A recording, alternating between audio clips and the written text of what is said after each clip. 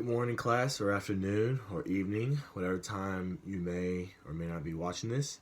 My name is David Lee, and I'm here to give a presentation about Elizabeth Blackwell, which is the first female physician to ever be certified by the United States of America. So let's begin.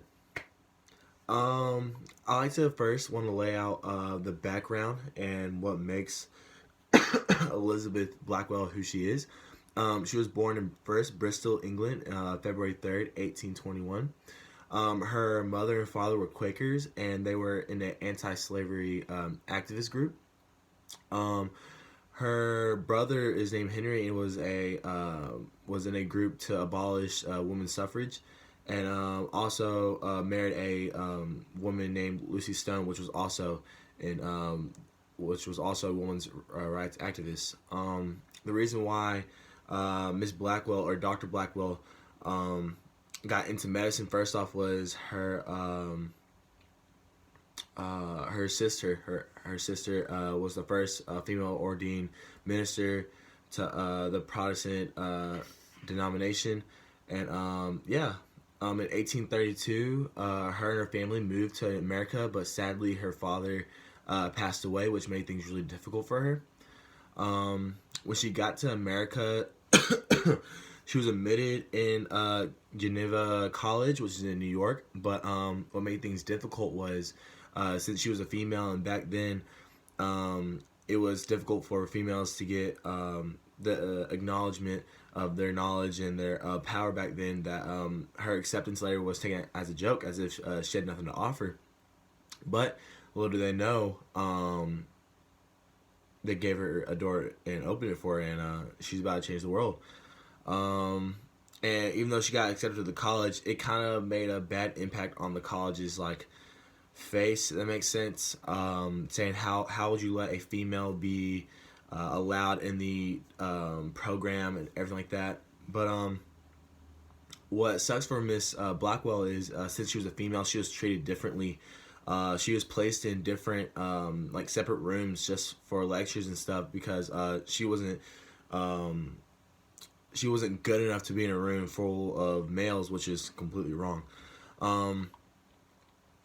As we finish up her background, things always become worse, but in the long run things get better. So let's talk about the things and achievements that she's actually made.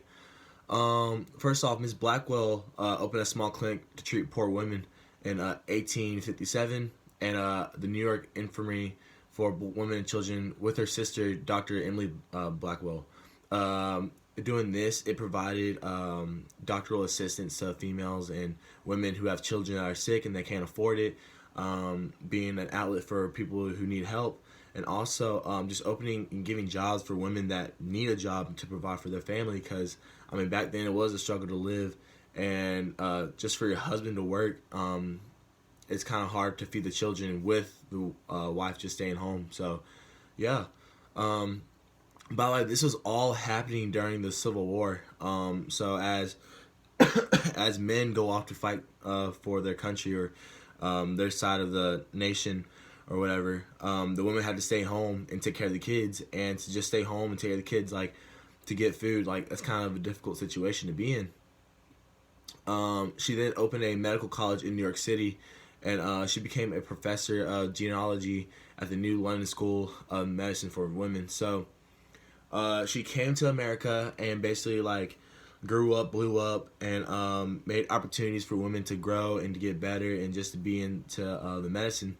And after that, she left that for her sister to basically look after Emily Blackwell, and she went back to England, London, and she was a new professor in that school. And also, again, she was the first woman to receive the Doctor of Medicine degree in the United States. Now, telling you the achievements she's had, now we're going to talk about the legacy that she has given for us. There's an award called the Elizabeth Blackwell Award, and it's for women who have achieved and served for the National Health Society. So, people who want to go into medicine or pharmacy or anything like that. They achieve service and to serve one another. They receive the scholarship to go into the school. Um, she went back to England and opened more practices and educated more people to open more schools up. Um, the Medicine for Women, opening that huge school and teaching ladies about medicine. Um, Reminder, she did open a college in New York City for women and people who cannot go to college.